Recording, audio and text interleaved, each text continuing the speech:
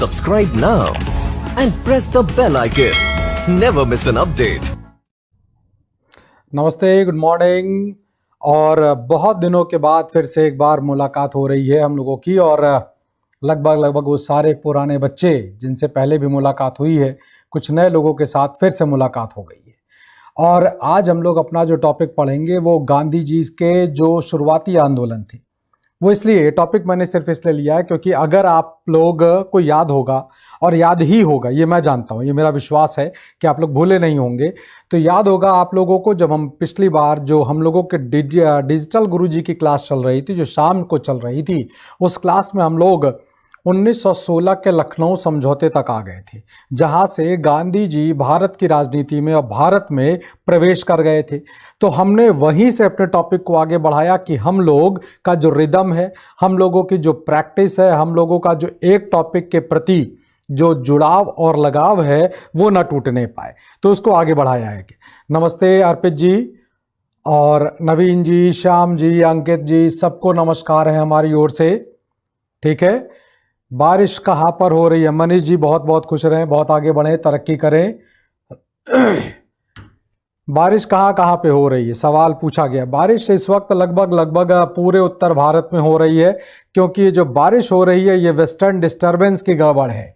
ये गड़बड़ आपके पाकिस्तान वाले रीजन से और जम्मू कश्मीर वाले हिस्से से आई है, जिसे हम लोग वेस्टर्न डिस्टर्बेंस कहते हैं, और ये एक साइक्लोनिक इफेक्ट होता है जिसकी वजह से बारिश हो रही है। तो अच्छा है, बढ़िया है, और हमारी आपकी मुलाकात कुछ यादगार रहे उसके लिए इस तरह का मौसम भी बड़ा ज़रूरी है। तो बढ़िया, आकाश की गड़गड़ाहट है, वो गड़गड़ाहट आकाश की नहीं है, वो आपकी है, जो आप अपना आगाज दे रहे हैं अपने आने का, जो एक अंदाज पेश कर रहे हैं, ये काबिले तारीफ है। तो वो बहुत बढ़िया, बहुत अच्छा है। ऐसे ही कुछ शुरुआत भी होनी चाहिए, उम्मीद भी करता हूं मैं आप लोगों के साथ। ठीक, चलिए, पहली क्लास है आपकी, कोई दिक्कत नहीं है। इससे पहले की क्लास, पहली भी क्लास हो, कोई फर्क नहीं पड़ता है, जहां से पढ़े वहीं से हम अपनी तैयारी को आगे बढ़ा देते हैं। ठीक है, तो हम लोग अपने टॉपिक की शुरुआत करते हैं और थोड़ा सा जानकारी गांधी जी के बारे में। गांधी जी भारत की राजनीति में प्रवेश करने से पहले दक्षिण अफ्रीका में थे। दक्षिण अफ्रीका से पहले वो लंदन में थे, जहां पर वो अपनी पढ़ाई लिखाई कर रहे थे, बैरिस्टर बनकर लौट आए हैं, और गुजरात के एक कोर्ट में वो अपनी प्रैक्टिस कर रहे थे अपने पापा जी के कहने पर। और एक जो मुंशीगिरी वाला काम नहीं होता, फाइल वगैरह मेंटेन करना, सीनियर जिसे कहते हैं प्रैक्टिस करना, तो वो लॉ की प्रैक्टिस कर रहे थे। उस लॉ के प्रैक्टिस के दौरान उनकी मुलाकात होती है दादा अब्दुल्ला से। दादा अब्दुल्ला वो हैं जो कि दक्षिण अफ्रीका के रहने वाले हैं, और वहाँ पर जो भारत के लोग हैं और जो अफ्रीका के लोग हैं उनके साथ बड़ा ही गलत तरीके से व्यवहार किया जा रहा है, बहुत ही गलत काम किए जा रहे हैं, कानून का उनके पास अधिकार नहीं बन पा रहा है। तो इस सारी चीज़ों को दूर, इन सारी कमियों को दूर करने के लिए दादा अब्दुल्ला भारत आए हैं। उन्होंने कई वकीलों से मुलाकात की है, सभी वकीलों ने मना कर दिया है, क्योंकि जिस बारे में, जिस मुकदमे के बारे में दादा अब्दुल्ला साहब बताना चाहते हैं, कहना चाहते हैं, उस मुकदमे को कोई भी वकील लड़ना नहीं चाहता, क्योंकि उसको लगता है उससे उसका नाम खराब होगा, उसका कैरियर खराब होगा। अब्दुल्ला साहब परेशान बैठे हुए हैं कि गांधी जी किसी फाइल का ऑफिशियल वर्क को, फाइल को लेकर जा रहे थे। निराश अब्दुल्ला साहब से मुलाकात होती है, उनसे पूछा गया परेशानी, अब्दुल्ला साहब ने सारी परेशानी बताई है।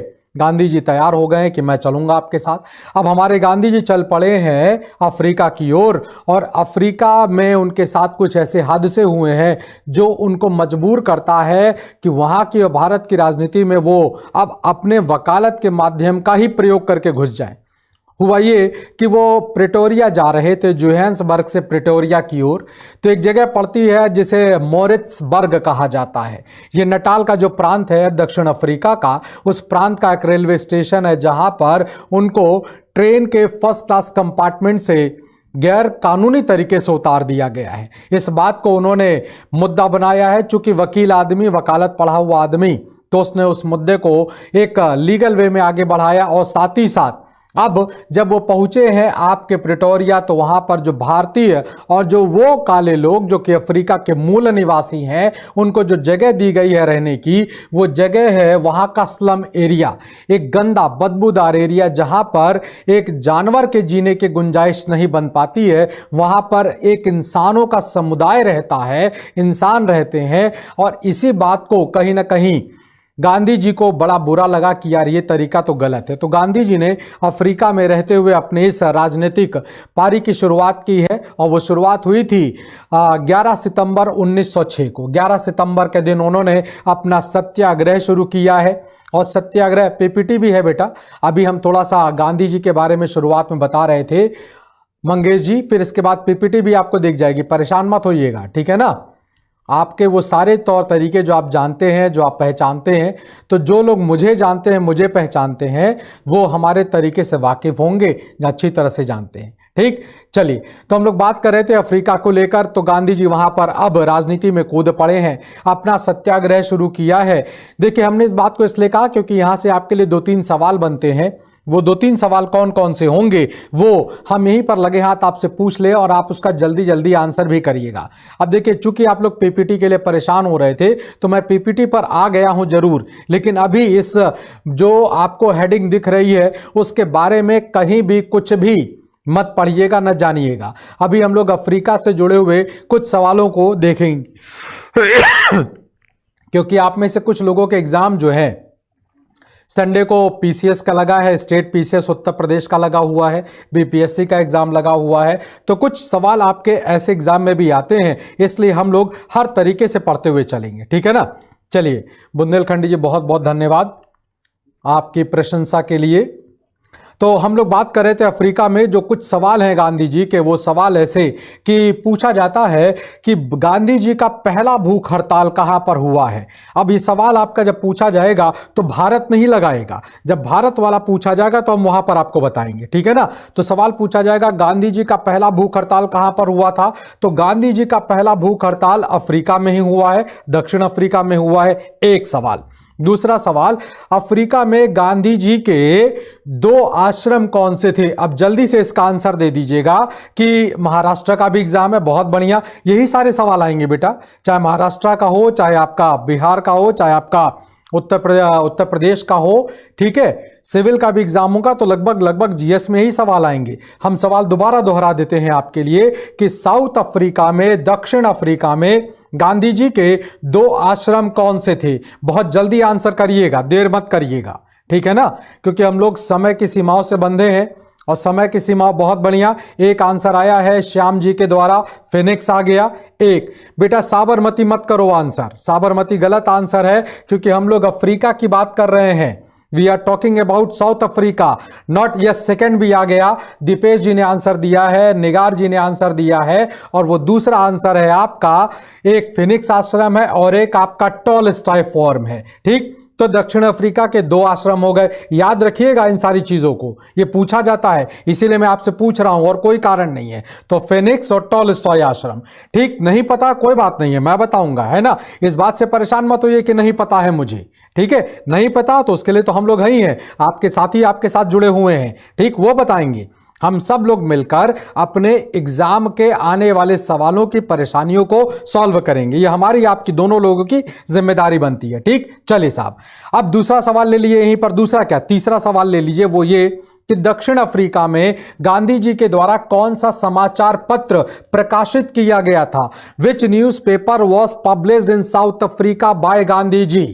गांधी जी के द्वारा दक्षिण अफ्रीका में कौन सा समाचार पत्र प्रकाशित किया गया था, जल्दी बताइएगा। दक्षिण अफ्रीका में गांधी जी के द्वारा कौन सा समाचार पत्र प्रकाशित किया गया था। Which newspaper was published by Gandhi ji और edited by Gandhi ji in South Africa, ठीक है। हाँ बेटा, जूनियर असिस्टेंट के लिए भी इंपॉर्टेंट है, ठीक। आंसर करो बेटा जल्दी से, बहुत बढ़िया। आकाश जी ने, अक्षय जी ने आंसर दे दिया है, ठीक। निगार जी ने भी आंसर कर दिया है, बहुत सारे लोगों ने आंसर कर दिया। तो वो आपका हुआ करता था इंडियन ओपिनियन, ठीक है ना। Indian opinion. दक्षिण अफ्रीका में गांधी जी से मुलाकात करने के लिए पहुंचे थे आपके गोपाल कृष्ण गोखले जी। गोखले साहब से मुलाकात हुई तो गोखले साहब ने गांधी जी को 1 लाख रुपए का मदद किया था उस जमाने में। ये वो चंदा था जो गोखले साहब लेकर गए थे और कहा था कि गांधी तुम अपनी लड़ाई को आगे बढ़ाओ, यहां के रहने वाले लोगों के, यहां के भारतीयों के लिए तुम्हें जो भी आर्थिक मदद चाहिए वो मैं दूंगा। गांधी जी ने तब गोखले साहब से कहा था कि सर मैं भारत की राजनीति में भी आऊंगा, यहां से पहले मामले को निपटा लेता हूं तो मैं भारत में आऊंगा, भारत की भी राजनीति में हिस्सा लूंगा। तो गोखले साहब ने कहा था गांधी देश तुम्हारा है और तुम्हारे जैसे नेताओं की जरूरत है भारत को, लेकिन पहले यहां पर काम निपटा लो, जो बीड़ा उठाया उसको पूरा कर लो, फिर तुम भारत भी आना, वहां पर मिलकर हम सब लोग शुरुआत करेंगे। अब 1914 के अंतिम सालों में 1914 के अंतिम सालों में गांधी जी भारत की ओर चल पड़े हैं, भारत पहुंचते हैं और जब उनका भारत पहुंचने का दिन है वो आपका 9 जनवरी 1915 का है और उसी बात को ध्यान में रखते हुए पिछले कई सालों से प्रवासी दिवस मनाया जाता है हमारे केंद्र की सरकार के द्वारा। ठीक, बिल्कुल रेलवे के लिए भी पढ़ सकते हैं बेटा, एग्जाम के कोई भी एग्जाम के लिए आप पढ़ सकते हो, रेलवे से लेकर सिविल तक के लिए पढ़ सकते हो। ठीक है, हम लोग जो पढ़ रहे हैं उसमें आपकी कोई बाउंडेशन नहीं एग्जाम को लेकर। ठीक है बेटा, चलिए तो अब हमारे गांधी जी भारत पहुंच गए हैं, उनका बढ़िया वेलकम सा स्वागत किया गया है। उस स्वागत के दौरान उनकी एक वेलकम पार्टी हुई है। उस वेलकम पार्टी में गोपाल कृष्ण गोखले दोबारा मिले हैं। गोपाल कृष्ण गोखले गांधी जी अब किनारे की ओर जाकर कुछ बातचीत करना चाहते हैं और गांधी जी के साथ उनका दक्षिण अफ्रीका का दोस्त आया है जिसका नाम हेनरी पोलक है। तो गोखले साहब ने हेनरी पोलक को आते हुए देखा और गोखले साहब ने कहा कि हेनरी बुरा मत मानना, 2 भारतीयों की मुलाकात है, उसमें तुम्हारी आवश्यकता नहीं पड़ेगी। तो अब हमारे हेनरी पोलक साहब वहां से दूर हट गए हैं। गांधी जी और गोखले साहब एक झूले पर बैठकर अब आगे की राजनीति, आगे की रणनीति पर बातचीत कर रहे हैं, जहां पर गोखले साहब ने गांधी जी से कहा गांधी ये हिंदुस्तान है, this is a versatile country, एक बहुत ही विविधता वाला देश है, अफ्रीका मत समझ लेना, अफ्रीका की गलती मत कर देना, नहीं तो बहुत परेशान हो जाओगे। और मेरी सलाह ये होगी कि पहले पूरे हिंदुस्तान का दौरा करो और पूरे हिंदुस्तान का दौरा करके हिंदुस्तान की विविधताओं वाली परेशानियों को जानो, समझो और तब फिर भारत की राजनीति में कूदना। और जिस दिन तुम कूदना उससे पहले किसी भी तरह का कोई भी पॉलिटिकल स्टेटमेंट मत देना। गांधी जी ने गोखले साहब को अपने राजनीतिक गुरु के तौर पर स्वीकार कर लिया, ये आप सब लोग जानते हैं। अब हमारे गांधी जी भारत के दौरे पर निकले हुए हैं, लखनऊ पहुंचे हुए हैं। लखनऊ में उनकी मुलाकात होती है एक ऐसे शख्स से जिसका नाम राजकुमार शुक्ला है। हम लिख दे रहे हैं राजकुमार शुक्ला। राजकुमार शुक्ला हमारे गांधी जी को लेकर चल पड़े हैं अब बिहार के उस जगह पर जिसे हम लोग चंपारण के नाम पर जानते हैं। अब ये हम लोगों का वो टॉपिक है जो आपकी पीपीटी पर दिख रहा होगा। तो राजकुमार शुक्ला लखनऊ आए हुए हैं, लखनऊ के अधिवेशन में शामिल है। यहीं पर गांधी जी की नेहरू साहब से मुलाकात हुई है और यहीं पर राजकुमार शुक्ला गांधी जी से मिलकर बार बार रिक्वेस्ट कर रहे हैं कि चंपारण चलें, चंपारण चलें। गांधी जी अभी भारत के दौरे को ही पूरा करना चाहते हैं, तो उन्होंने शुरुआत दौर में राजकुमार शुक्ला के बातों को यानी इस रिक्वेस्ट को मना किया है। एक चीज यहां पर ध्यान रखिएगा, कुछ किताबों में राजकुमार शुक्ला की जगह पर राम कुमार शुक्ला लिखा हुआ है, ध्यान रखिएगा। राजकुमार शुक्ला की जगह पर राम कुमार शुक्ला लिखा हुआ है। जब भी कहीं पर आपको ऐसा कुछ पढ़ने को मिल जाए तो राम वाला जो नाम होगा उसे ठीक कर लीजिएगा, वो थोड़ा सा मिस प्रिंटिंग का पार्ट है जो कई बार कई किताबों में दिख जाता है, ठीक है ना। तो उसको ठीक कर लीजिएगा, उसे ठीक करके फिर आप पढ़ाई करिए। तो राजकुमार शुक्ला की बातों को डिनाई किया जा रहा है। गांधी जी लखनऊ में एक जगह पड़ती है जिसे महमूदाबाद पैलेस के नाम पर जाना जाता है, वहां पर बैठे नेहरू साहब के साथ चर्चा कर रहे हैं भारत की राजनीति के बारे में। और उसके बाद जो है यहीं पर राजकुमार शुक्ला बार बार मुलाकात करते हैं और फाइनली नेहरू साहब ने गांधी जी को इशारा किया कि साहब अब आप इनकी बात माने और चले जाए। तो गांधी जी लखनऊ से अब चंपारण की ओर चल पड़े हैं। चंपारण में जो समस्याएं आ रही हैं उन समस्याओं के बारे में बात करते हैं। देखिए कुछ चीजें यहां पर लिखी हुई हैं, जैसे चंपारण जो आंदोलन है ये गांधी जी का पहला सक्रिय राजनीति का आंदोलन है। यानी आपसे पूछा जाएगा कि भारत की राजनीति की गांधी जी ने कहां से शुरुआत की थी, तो ध्यान रखिएगा वो चंपारण का कृषक आंदोलन था, वो चंपारण का किसानों का आंदोलन था जिसमें उन्होंने अपने आंदोलन की शुरुआत की है। ठीक है, तो कुल मिलाकर गांधी जी ने चंपारण से शुरुआत कर दी है अपने राजनीतिक तौर पर। चंपारण की समस्या क्या है, तो नीचे देखिए लिखा हुआ है चंपारण की समस्या। वो समस्या है नील की खेती। होता यह था कि जो नील आप जानते होंगे, जिसे इंग्लिश में इंडिगो कहा जाता है, घर में देखा होगा आपने, आपकी मम्मी जो सफेद कपड़े हैं उनमें इनका प्रयोग करती होंगी।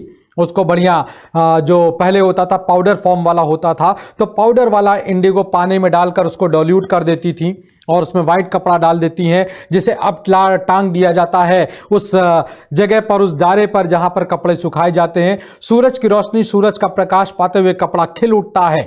तो उस नील की खेती के लिए कभी बड़े अच्छी कीमत मिला करती थी। तो किसान यहां पर नील की खेती करना चाह रहे थे, कर रहे थे, लेकिन धीरे धीरे करके नील की खेती का प्रभाव पर कम पड़ने लगा है और उसके कई एक इम्पैक्ट दिखने लगे। जैसे इम्पैक्ट की अगर बात करें तो नील की खेती का जो सबसे खराब प्रभाव है, यस बुंदेली जी, अभी मैं 3 कठिया पर भी आ रहा हूं, परेशान मत होइएगा, अभी बता रहा हूं, एक एक करके सारी चीजें बताऊंगा। नील का जो इंपैक्ट है वो ये कि जितने भी जमीन के हिस्से पर नील की खेती की जाती है, उतने हिस्से का जमीन कुछ खेती के बाद 2, 4, 5 साल की खेती के बाद वो इलाका बंजर हो जाता है। एक समस्या। दूसरी समस्या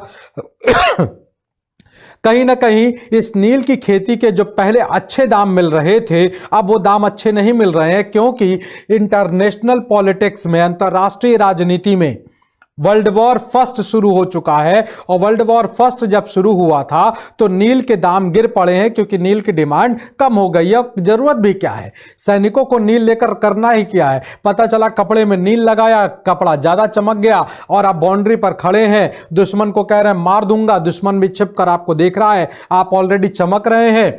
एक गोली चलेगी जो आपके शरीर को पार कर जाएगी और आप चमकते हुए दिखाई पड़ेंगे। तो बेहतर है गंदे रहें, बेहतर है कम दिखाई पड़े। तो इसलिए इंडिगो की डिमांड कम हो चुकी है।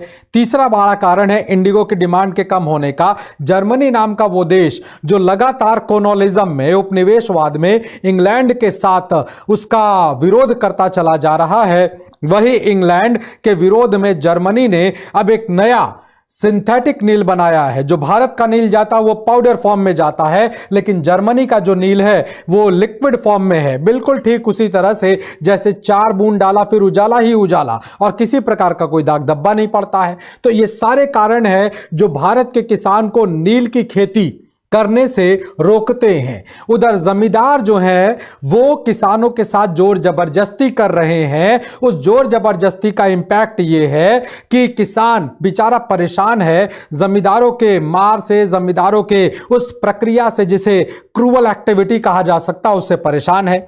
और एक कॉन्ट्रैक्ट साइन किया जा चुका था किसानों के पूर्वजों के द्वारा। उस कॉन्ट्रैक्ट को कहा जाता है 3 कठिया समझौता। इस शब्दावली का प्रयोग किया गया था अभी हमारे कुछ बच्चों के द्वारा, 3 कठिया समझौता। ठीक, ये होता क्या है, इसको हम पूरी तरह से लिख दें फिर आपको बता दें। देखिए, हमने 3 कठिया समझौता लिख भी दिया है और साथ ही साथ इसको हिंदी में भी लिखा है और प्लस एक न्यूमेरिकल वैल्यू में भी लिखा हुआ है। अगर इस शब्द को तोड़ दें, शुरुआत करते हैं न्यूमेरिकल वाले शब्द के साथ। निचला जो शब्द लिखा है 3/20। देखिए, आप सभी लोग जानते हैं, जितने लोग भी खेती से जुड़े हैं वो सब लोग जानते होंगे अच्छी तरह से। इसमें जो 20 है, ये 20, ये 20 बिस्वा है, जिसे हम लोग मिलाकर कहते हैं 1 बीघा के तीसरे हिस्से पर, यानी 3 बिस्वे वाले जमीन पर आपको खेती करना पड़ेगा। किसका? इंडिगो का। यह जबरदस्ती वाला काम है और इसी को किसानों के द्वारा, बिहार के चंपारण के किसानों के द्वारा बोला जाता है 3 कठिया। जो पहला 3 शब्द लिखा हुआ है ना, ये पहला वाला, इसको परेशान मत होइएगा, ये 3 है। वो बोलचाल की भाषा में 3 बोला जाता है और कुछ नहीं है, तो ये 3 है। और कठिया मतलब कट्ठा। तो 3 कट्ठे की जमीन पर एक बड़ा सा लकड़ी का टुकड़ा होता है, लगभग 9 फीट के आसपास का टुकड़ा होता है, जिसे कट्ठा कहा जाता है। तो इस हिस्से पर आपको नील की खेती करनी ही पड़ेगी। ये जोर जबरदस्ती है और इसी बात का विरोध किया जा रहा है यहां के किसानों के द्वारा, यहां के नेताओं के द्वारा। गांधी जी से पहले जो लोग इस आंदोलन से जुड़े हुए हैं, उनके अगर नामों की बात कर लिया जाए तो उनके नाम आ जाते हैं राजेंद्र प्रसाद, जो गांधी जी से पहले इस आंदोलन को नेतृत्व कर रहे हैं, राजेंद्र प्रसाद, महादेव देसाई, ठीक, महादेव देसाई, राजकुमार शुक्ला, संत कुमार राउत, सारे नाम नहीं लिखेंगे, दो बड़े नाम लिख दिए हैं मैंने। तो महादेव देसाई, राजेंद्र प्रसाद, अनुग्रह नारायण सिन्हा, राजकुमार शुक्ला, संत कुमार राउत, ये वो बड़े नाम हैं जो यहां पर नील की खेती का विरोध कर रहे हैं। यहीं पर आपको राजेंद्र प्रसाद जी से एक जुड़ा हुआ सवाल पूछ लें, बीपीएससी जो देने जा रहा है बच्चा वो ध्यान रखेगा, क्योंकि बीपीएससी में अक्सर वो सवाल पूछा गया राजेंद्र प्रसाद जी को लेकर कि बिहार का गांधी किसे कहा जाता है। तो ध्यान रखिएगा, बिहार का गांधी राजेंद्र प्रसाद जी को कहा जाता है, इस बात को ध्यान रखिएगा। पूछा जाता है कि who was famous as a Gandhi, Bihar का Gandhi, Gandhi of Bihar, who was famous as a Gandhi of Bihar. तो ध्यान रखिएगा वो राजेंद्र प्रसाद जी हैं जिनको बिहार का गांधी कहा जाता है, ठीक। तो ये सब लोग वहां पर इस खेती का विरोध कर रहे हैं। गांधी जी पहुंचते हैं, गांधी जी इन सबसे मुलाकात करते हैं। राजेंद्र प्रसाद जी से बहुत ज्यादा प्रभावित है हमारे गांधी जी, एक पूरी रिपोर्ट तैयार करते हैं जो कि किसानों के द्वारा, किसानों से मिलकर तैयार की गई है। यस, हमारी क्लास जो होगी वो फ्राइडे और सैटरडे को होगी, 11:15 बजे होगी, बिल्कुल ठीक कहा आपने, ठीक है ना। तो अब वो रिपोर्ट तैयार हो चुकी है, उस रिपोर्ट को यस देश रत्न भी कहा जाता है राजेंद्र प्रसाद जी को, बिल्कुल ठीक कहा आपने। तो अब हमारी उस रिपोर्ट को तैयार करके गांधी जी ने उसे बिहार के कमिश्नर को सौंपा है। कमिश्नर ने उस रिपोर्ट को, चूंकि दबाव पड़ रहा है किसानों का, इसलिए उस रिपोर्ट को पहुंचा दिया गया है वायसरॉय ऑफ इंडिया को, जिन्हें लॉर्ड चैम्सफोर्ड के नाम पर जाना जाता है। अब उस मांग को जो यहां पर किसानों की चल रही थी उसे स्वीकार कर लिया गया, किसान आजाद कर दिया गया है, इस समझौते से मुक्त कर दिया गया है। वो जो चाहे वो खेती कर सकता है।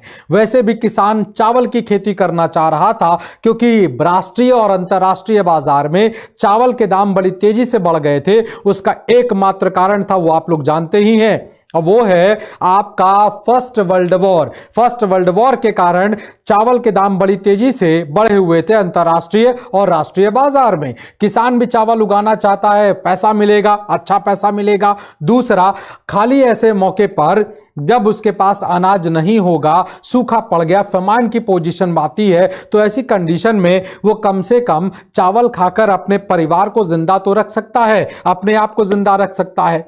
सफलतापूर्वक इस आंदोलन को पूरा कर लिया गया।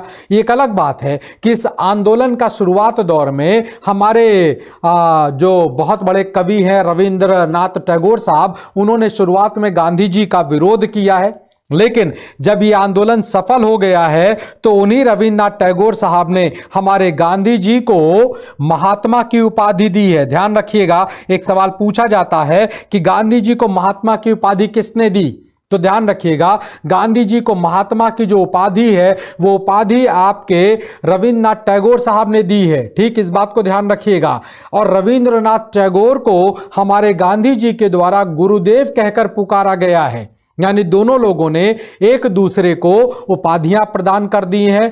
गांधी जी ने टैगोर साहब को गुरुदेव कहा है और टैगोर साहब ने गांधी जी को इसी आंदोलन के बाद महात्मा कहा है। तो मोहनदास करमचंद गांधी इसी राजनीति के बाद, इसी एक आंदोलन के बाद महात्मा गांधी के नाम से जाने और पहचाने जाएंगे, वर्ल्ड वाइड पहचाने जाएंगे, ठीक। चलिए, अब इसके बाद हमारे गांधी जी, जब यहाँ की प्रॉब्लम सॉल्व हो गई है तो गांधी जी हमारे अपने अहमदाबाद चले गए, और अहमदाबाद में आप सभी लोग ने आंसर दिया था कि उनका एक आश्रम है जिसे साबरमती आश्रम के नाम पर जाना जाता है। तो हमारे गांधी जी पहुंच गए हैं अपने साबरमती आश्रम में। साबरमती आश्रम से 5 किलोमीटर की दूरी पर एक कपड़ा बनाने की फैक्ट्री है जिसका नाम ही है अहमदाबाद मिल्स। अहमदाबाद मिल्स में मालिक और मजदूरों के बीच में, वर्कर्स और जो ओनर हैं उनके बीच में कुछ मुद्दों पर, यस, चर्चिल जी के द्वारा, जो कि ब्रिटेन के प्रधानमंत्री हुआ करते थे, विंस्टन चर्चिल,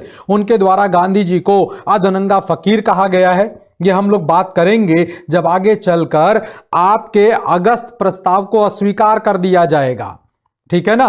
तो कुल मिलाकर वो हम लोग चर्चा करेंगे आगे चलकर, ठीक है ना। चले भाई, तो अब हमारे अहमदाबाद की सूती कपड़ा बनाने की फैक्ट्री में मालिक और मजदूरों के बीच कुछ मुद्दे हैं जिनके बाद दिक्कतें आ रही हैं। और दिक्कत क्या है, बेसिकली हुआ ये कि अहमदाबाद के सूती फैक्ट्री वाली जगह पर एक उस जमाने में बीमारी फैल गई है जिसे हम लोग प्लेग के नाम पर जानते हैं।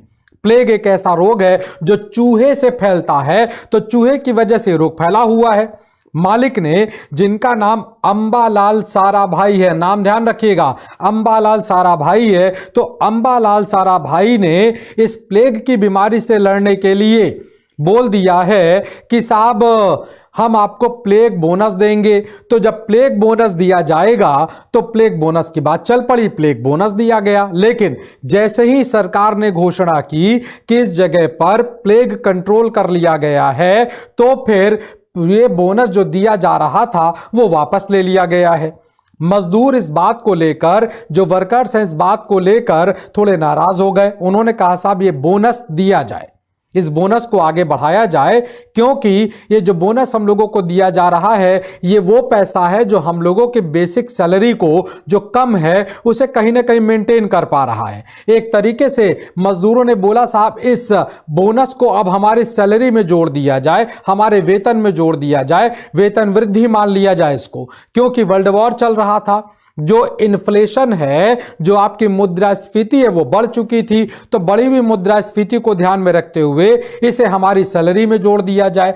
इस बात को लेकर जो कंपनी के मालिक अंबालाल साराभाई हैं वो तैयार नहीं है और उन्होंने कहा एक भी पैसा बोनस का नहीं दिया जाएगा। मजदूर हड़ताल पर चले गए हैं, उनमें से कुछ साबरमती आश्रम चले गए हैं और उन्होंने गांधी जी को बुला लिया है। गांधी जी और मजदूर बातचीत करते हुए चले आए और बातों ही बातों में गांधी जी ने बताया, परेशान मत होना, जो तुम्हारी कंपनी के मालिक जिनका नाम अंबालाल साराभाई है वो हमारे बचपन के मित्र भी हैं। हमारे साबरमती आश्रम बनाने में जो सबसे ज्यादा चंदा देने का काम किया वो इन्होंने ही किया हुआ है।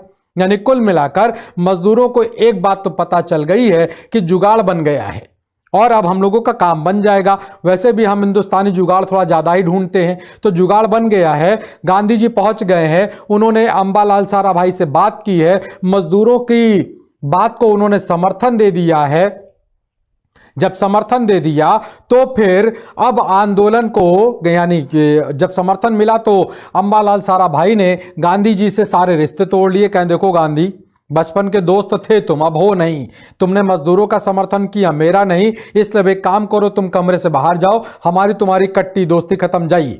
अब गांधी जी बाहर आ गए, मजदूरों को उन्होंने सारी बात बता दी है। मजदूर थोड़े निराश जरूर हैं, लेकिन हमारे गांधी जी इस बात के साथ बच्चों पूरे अपनी भीड़ को आह्वान करते हैं विक्ट्री साइन के साथ कि परेशान मत होइए, मैं आ गया हूं, गया नहीं हूं, और मैं यहां से तब जाऊंगा जब आपकी मांगों को पूरा तरह से मान नहीं लिया जाएगा, तब तक नहीं जाऊंगा। तो कुल मिलाकर गांधी जी उस हड़ताल में बैठ गए हैं लोगों के साथ में। जैसे जैसे दिन बढ़ता चला गया वैसे वैसे कुछ परिवर्तन होते चले जा रहे हैं। अंबालाल साराभाई की छोटी बहन है जिनका नाम अनुसुईया बेन है, जो कि गांधी जी और मजदूरों की मांग का समर्थन कर रही हैं, वो भी अब बाहर आ चुकी हैं, मजदूरों का समर्थन में आ चुकी हैं। और उन्होंने गांधी जी से कहा कि मेरे जो बड़े भाई हैं बहुत जिद्दी हैं। तो गांधी जी ने कहा, अनुसुईया, न तुम जानती हो न अंबा जानता है कि मैं कितना जिद्दी हूं, अभी जिद की नहीं है मैंने, अब करूंगा। और एक मुलाकात और करवाई गई जिसमें फिर से गांधी जी की बातों को अस्वीकार कर दिया गया, तो गांधी जी फिर वापस आ गए। लेकिन इस बार गांधी जी ने कहा कि अब मैं अपने उस हथियार का प्रयोग करने जा रहा हूं जो ब्रह्मास्त्र की तरह से काम करेगा, जिसे भूख हड़ताल कहा जाता है, जिसे हंगर स्ट्राइक कहा जाता है। अब कुल मिलाकर गांधी जी हमारे भूख हड़ताल पर बैठ गए। अब यहां पर एक सवाल का ध्यान रखिएगा, और वो सवाल ये है कि भारत में गांधी जी की पहली भूख हड़ताल कौन सी थी? तो ध्यान रखिएगा, भारत में गांधी जी की पहली भूख हड़ताल ये अहमदाबाद मिल को है। तो अहमदाबाद मिल आंदोलन में गांधी जी ने पहली बार भूख हड़ताल की। ये भारत से पूछा गया सवाल है, ठीक है ना, इन इंडिया की बात किया जा रहा है। अब गांधी जी भूख हड़ताल पर बैठ गए। 2-4-5 दिन बीतते बीतते अब एक ट्राइब्यूनल बनाया गया है। उस ट्राइब्यूनल ने अपनी रिपोर्ट लगाई है कि साहब देखिए, जो मांग मजदूरों की है 50% की बोनस की मांग या 50% सैलरी इंक्रीजमेंट की मांग वो नहीं हो सकती है, इतनी फाइनेंशियल पोजीशन मजबूत नहीं है। लेकिन मजदूरों की मांग भी सही है, क्योंकि जिस हिसाब से इन्फ्लेशन रेट बढ़ा है उनकी बेसिक सैलरी कम है, इसलिए यह बनता है जरूरी कि सैलरी बढ़ाई जाए। लेकिन मजदूरों की ओर से उन्होंने एक रिक्वेस्ट किया कि साहब आप लोग अपनी जो 50% की मांग कर रहे हैं उतना मुमकिन नहीं है। दोनों ओर से लीडर्स की मुलाकात होती है और फाइनली जो बोनस यानी जो सैलरी इंक्रीजमेंट की बात होती है वो 35% पर आकर सुलह समझौते पर रुक जाती है कि 35% की वृद्धि कर दी जाएगी। अब गांधी जी इस 35% की वृद्धि पर हां बोल बैठे हैं। वो बाहर आते हैं, बाहर आकर उन्होंने मजदूरों को बताया है कि देखिए 50% की मांग नहीं पूरी हो पाएगी, जिसके ये कारण हैं, इसलिए मैं 35% पर हां बोलकर आया हूं। ये मैं मानता हूं कि मेरी गलती है, मुझे आपसे हां बोलने से पहले पूछना चाहिए था, लेकिन मुझे मालूम था कि मैं जो एक्शन लूंगा वो आपके लिए कहीं ना कहीं आप उसका समर्थन करेंगे। सभी मजदूरों ने गांधी जी जिंदाबाद के नारे लगाए हैं और 35% की वृद्धि को स्वीकार कर लिया गया। यह दूसरा आंदोलन है जो गांधी जी का शुरुआती आंदोलन में सफल होता दिखाई पड़ा और गांधी जी भारत की राजनीति में एक बड़े राजनेता के तौर पर स्थापित भी होते चले जा रहे हैं। देखिए जो दौर है ना 1917 से लेकर 1921 तक का जो बीच का दौर दिखाई पड़ेगा, ये वो दौर है जहां पर पॉलिटिक्स में, इंडियन पॉलिटिक्स में ट्रांजैक्शन बहुत जबरदस्त है, पॉलिटिकल ट्रांजैक्शन। बड़े बड़े नेता, गोपाल कृष्ण गोखले साहब की डेथ हो चुकी है, फिरोज शाह मेहता साहब की डेथ हो चुकी है, बाल गंगाधर तिलक साहब काफी वृद्ध हो चुके हैं। तो कहीं ना कहीं जो एक खाली जगह बन रही है उस खाली जगह को भरने वाला कोई व्यक्ति होना चाहिए था। इससे पहले की क्लास जो हम लोग ने शाम 4:45 वाली क्लास लिया था, मैंने आपको बताया था भारत की राजनीतिक आंदोलन में सिर्फ दो ही लोग ऐसे हैं जो मास लीडर हैं, जो पब्लिक लीडर हैं। एक का नाम बाल गंगाधर तिलक और एक का नाम महात्मा गांधी। तो अब महात्मा गांधी का दौर शुरू होने जा रहा है। तो कुल मिलाकर यह दूसरा आंदोलन भी सफल हो गया है। अब गांधी जी तीसरे आंदोलन की ओर चल पड़े हैं और तीसरा आंदोलन खेड़ा में दिखाई पड़ रहा है। खेड़ा गुजरात में पड़ने वाला एक जगह, जिला जिसे सूरत कहते हैं, उसका एक तालुका है। यहां पर प्रॉब्लम यह हो गई है कि फसल खराब है, बारिश कम होने की वजह से फसल खराब हो गई है और फसल खराब हो गई है तो किसान कर दे पाने में सक्षम नहीं है। अंग्रेजी सरकार का प्री डिक्लेरेशन है, पहले से एक आदेश है कि अगर किसी प्राकृतिक विपदा के कारण अगर फसल खराब होती है तो फिर आप सभी लोग किसानों को रियायत दी गई है कि आप लोग किसी प्रकार का कोई कर मत दीजिएगा। यह अंग्रेजी सरकार का आदेश है, पहले से दिया गया आदेश है। लेकिन यहां पर उल्टा हो गया। जो गुजरात का कमिश्नर है उसने करीब करीब 6.5% के दर से पुराने कर को नया बढ़ा करके मांगना शुरू कर दिया है। इसको जमा कराने की बात कही गई है। इसी बात को लेकर यहां पर किसान परेशान हैं। यहां पर कुछ बड़े व्यक्तित्व की बात करें तो देखिए नीचे नाम लिखा है इंदुलाल। इंदुलाल का पूरा नाम है इंदुलाल याज्ञनिक, यह पूरा नाम है, वकील हैं। दूसरा नाम मोहनलाल, ये भी वकील हैं। और तीसरा नाम वल्लभ भाई पटेल। मैंने सिर्फ वल्लभ भाई पटेल लिखा है, सरदार वल्लभ भाई पटेल नहीं लिखा, क्योंकि हमारे सरदार वल्लभ भाई पटेल 1928 में सरदार बनेंगे, क्योंकि जब आगे चलकर एक आंदोलन चलेगा जिसे बारदोली सत्याग्रह कहा जाएगा, तो बारदोली सत्याग्रह को जब हमारे पटेल साहब अच्छी तरह से सफलतापूर्वक करवा ले जाएंगे तो वहां की महिलाओं के द्वारा हमारे वल्लभ भाई पटेल को सरदार की उपाधि दी जाएगी। कस्तूरबा गांधी और गांधी जी वहां पर पहुंचे रहेंगे और कस्तूरबा गांधी जी से वहां की महिलाओं के द्वारा रिक्वेस्ट की जाएगी कि गांधी जी से बोल दीजिए, बापू से बोल दीजिए कि वो हमारे वल्लभ भाई पटेल को सरदार कहकर पुकारें। तो गांधी जी के द्वारा मंच से सरदार वल्लभ भाई पटेल को, यानी कि उन्होंने कहा वल्लभ भाई पटेल को यहाँ के साथ, यहाँ के जो निवासी हैं, यहाँ की जो हमारी बहनें हैं, वो सरदार की उपाधि देना चाहती हैं और मैं भी ऐसे असरदार व्यक्ति को, ऐसे जबरदस्त नेतृत्व को सरदार की उपाधि देकर बोलकर खुश हूं और अपने आप को बहुत ताकतवर महसूस करता हूं। मैं चाहूंगा कि मंच पर हमारे सरदार हमारे साथ आए और हमारे नेतृत्व को आगे बढ़ाएं। तो पहली बार सरदार का शब्द का प्रयोग गांधी जी ने किया, लेकिन ये उपाधि महिलाओं के द्वारा दी गई है। अभी फिलहाल उनको सरदार की उपाधि नहीं मिली है, वो अभी सिर्फ और सिर्फ वल्लभ भाई पटेल है। मैंने अभी आपको बताया ये सभी के सभी वकील हैं। इन वकीलों ने पुराना ऑफिशियल ऑर्डर निकाल लिया है। ऑफिशियल ऑर्डर निकालने के बाद इन्होंने किसानों से कहा किसी प्रकार का कोई बढ़ा हुआ कर नहीं देना है, ये आपका ऑर्डर है, जो कि अंग्रेजी सरकार का ऑर्डर है, इसलिए हम ऐसा कुछ नहीं कर रहे हैं जो अंग्रेजी सरकार की मुखालफत हो। कमिश्नर से बातचीत होने की कोशिश की जा रही है, कमिश्नर लगातार उस बात की डिनाई करता चला जा रहा है। गांधी जी पहुंच गए हैं, 1918 फरवरी का महीना गांधी जी पहुंच चुके हैं और गांधी जी वहां पर पहुंचकर अब इन सभी लोगों से मुलाकात करते हैं और उस मुलाकात के दौरान अब गांधी जी एक सत्याग्रह सभा, गुजरात सत्याग्रह सभा बना देते हैं। गुजरात सत्याग्रह सभा के अध्यक्ष हमारे गांधी जी खुद बन गए हैं और उनके साथ ये सारे के सारे नाम जुड़ गए हैं। एक संस्था का नाम आप लोगों को याद होगा जिसे सर्वेंट्स ऑफ इंडिया सोसाइटी कहा जाता है। सर्वेंट्स ऑफ इंडिया सोसाइटी जो संस्था है ये किसने बनाया है, सवाल है हमारा, बहुत जल्दी से आंसर करिएगा। सर्वेंट्स ऑफ इंडिया सोसाइटी किसने बनाया था, इस चीज को बताइएगा, ठीक है। सर्वेंट्स ऑफ इंडिया सोसाइटी किसके द्वारा स्थापित किया गया, इस सवाल का बहुत जल्दी से आंसर कर दीजिए, बाकी हम लोग टॉपिक अपना आगे बढ़ा रहे हैं। तो अब हमारे गांधी जी ने पूरी सत्याग्रह सभा बना दिया है, एक पूरा रिपोर्ट तैयार किया है। उस रिपोर्ट में सर्वेंट्स ऑफ इंडिया सोसाइटी ने भी मदद किया है, तो पूरी रिपोर्ट बन चुकी है। उस रिपोर्ट को अब प्रस्तुत किया जा रहा है वायसरॉय लॉर्ड चैम्सफोर्ड को। वायसरॉय लॉर्ड चैम्सफोर्ड जो कि वर्ल्ड वॉर में फंसा हुआ है, यूरोप फंसा हुआ है, तो वायसरॉय ने कहा देखो यार बहुत बवाली किस्म का आदमी है, इसके चक्कर में ना पड़ो, अफ्रीका में बहुत बवाल कर चुका, मैं इसका पूरा इतिहास जान चुका हूं, इसलिए काम करो जितनी जल्दी हो जाए इसकी बातों को मान लो। देखिए आप लोगों ने आंसर दे दिया है, गोपाल कृष्ण गोखले बिल्कुल सही आंसर दिया है और इसके लिए आप लोग शाबाशी के पात्र हैं और आप सब लोगों को मेरी ओर से ढेर सारा वेरी गुड, वेल डन, बहुत बढ़िया। बस इसी तरह से आंसर करते रहिए, सही आंसर करते रहिए और कहीं पे गलत होगा तो मैं हूं, डोंट वरी, गलती के लिए परेशान मत होइएगा, मैं आपके सामने रहूंगा, मैं आपके साथ रहूंगा और आपको आंसर बताता चलूंगा, ठीक है ना। तो इसलिए परेशान होने की कतई कोई जरूरत नहीं।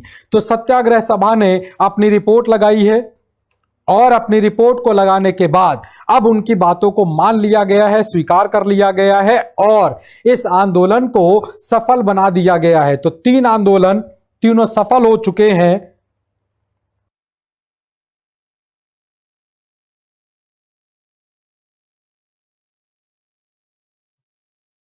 तो कुल मिलाकर तीनों आंदोलन सफल हो गए हैं। गांधी जी बहुत बड़े नाम के तौर पर दिखाई पड़ने लगे हैं। तो ये गांधी जी के शुरुआती आंदोलन जो गांधी जी को बहुत आगे ले जाने वाले हैं, ठीक। ये आज का टॉपिक था। अब हम लोग कल जो अपनी क्लास पढ़ेंगे, हमारी क्लास कल भी होगी। कल की जो क्लास टाइमिंग होगी मैं लिख देता हूं यहीं पर लगे हाथ। कल भी आपकी क्लास सुबह 11:15 पर होगी। इस क्लास में हम लोग कल पढ़ेंगे रॉलेट एक्ट और जलियांवाला बाग कांड, जिसने भारत की राजनीति को एक बार फिर से बदल दिया हुआ है। भारत की राजनीति में फिर से एक बार उबाल और उछाल लाने का काम किया जाएगा, ठीक। तो फिलहाल आज की क्लास यहीं तक रखते हैं। यह एक चीज और ध्यान दीजिएगा, एसएससी का CHSL टियर 1 को लेकर फाउंडेशन क्लास शुरू की जा रही है। यह क्लास शुरू होगी आपकी 18 दिसंबर से, 18 दिसंबर से, ठीक।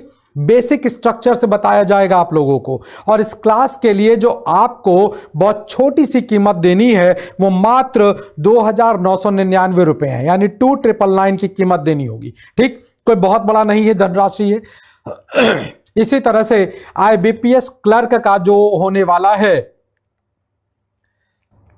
IBPS क्लर्क का भी आपका क्रैश कोर्स चल रहा है। IBPS क्रैश कोर्स का अगर आप रेट देख रहे होंगे, वैल्यू देख रहे होंगे, तो 2499 है। यहां पर आप लोगों को एक डिस्काउंट दिया जाएगा और वो डिस्काउंट 500 रुपए का दिया जाएगा, ठीक।